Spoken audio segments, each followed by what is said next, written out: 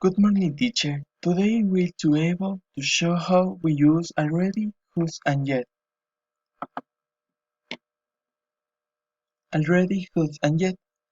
We use the adverbs already, whose, and yet more often in the present perfect, although we can use the other verbs tense. Tense adverbs are usually referencing to time and their positions. We need the sentences dependent on which on we are using.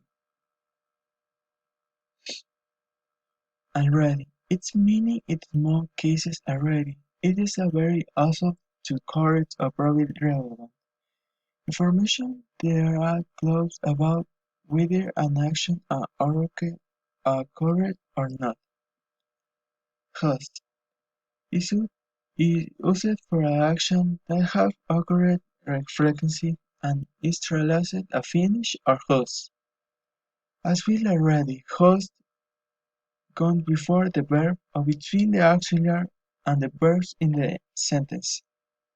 Yet, criticism is used for something that we expect to happen, but has happened yet.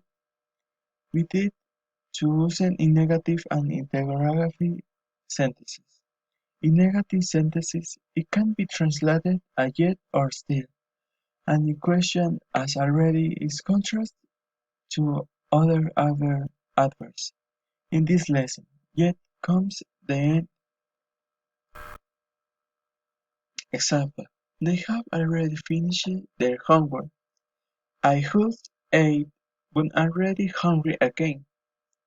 Jacob hasn't left his job at the hospital yet. Thank you so much.